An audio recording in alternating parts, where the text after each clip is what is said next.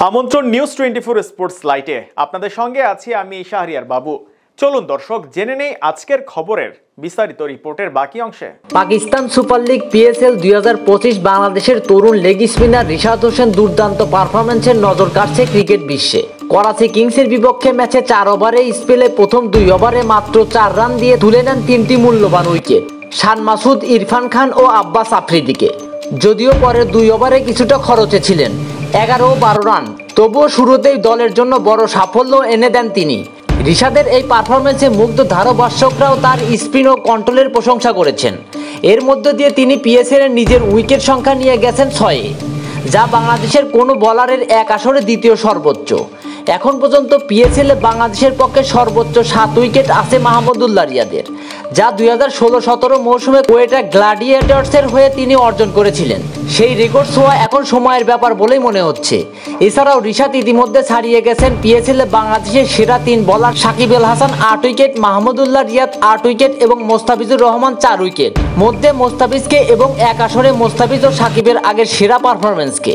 আর এবারের আসরে তিনি এখন পর্যন্ত সর্বোচ্চ উইকেট শিকারী, যার ফলে তার মাথায় উঠেছে ফজলে মাহমুদ ক্যাপ। সেই কৃতিত্ব আগে কখনো কোনো বাংলাদেশি পায়নি। লাহোর কালান্দার্সের হয়ে রিশাদের এমন দুর্দান্ত পারফরম্যান্সের সঙ্গে সমান তালে সঙ্গ দিয়েছেন ব্যাটসম্যান ফকর জামান ও ড্যারি মিচেল। বোলিংয়ে শুরুতে শাহিন আফ্রিদি এবং মাঝপথে রিশাদ সিকান্দার রাজার স্পিন আক্রমণে ভেঙে পড়ে করাচির ব্যাটিং লাইন আপ। আগামী 22 এপ্রিল মুলতান সুলতানসের বিপক্ষে রিশাদের পরবর্তী ম্যাচ। যদি এই ধারাবাহিকতা অব্যাহত থাকে তবে রিশাদ হোসেন খুব শীঘ্রই পিএসএল-এ বাংলাদেশের সর্বকালের সেরা বোলার হিসেবে নিজেকে প্রতিষ্ঠিত করবেন, এমনটাই আশা ক্রিকেট প্রেমীদের। রিশাদ হোসেনকে নিয়ে কথা বলতে গিয়ে যেন থামতেই পারছিলেন না স্যাম বিলিংস। এমনকি সংবাদ সম্মেলনে যে প্রশ্নের উত্তর দিতে চেয়েছিলেন তাতে রিশাদ ছিলেন খানিক অপ্রাসঙ্গিক। তবে ইংলিশেই তারকা তো ভীষণ মুগ্ধ বাংলাদেশের এই লেগিকে নিয়ে। কথা বাড়তি হচ্ছে বলে একবার ক্ষমাও চেয়ে নিলেন সাংবাদিকদের কাছে। তবুও রিশাদকে নিয়ে নিজের মুগ্ধতার সবটাই প্রকাশ করলেন।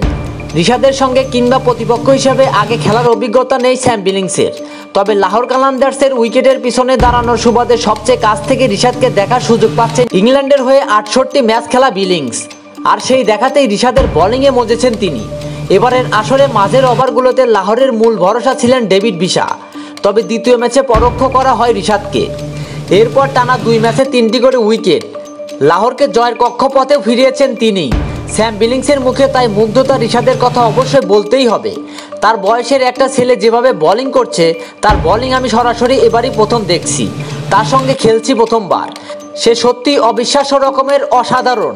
দলকে জয় এনে দেওয়া এমন বোলিং পারফরমেন্সের পর রিশাদকে নিয়ে স্বস্তি ঝরল লাহোর কালান্দার্সের অধিনায়ক শাহিন আফ্রিদি। ম্যাচ শেষে পুরস্কার বিতরণী মঞ্চে বাংলাদেশি স্পিনারকে নিয়ে বলেন, রিশাদ বাংলাদেশের হয়ে ভালো পারফরমেন্স করে এসেছে, সে ওদের ভবিষ্যতের তারকা।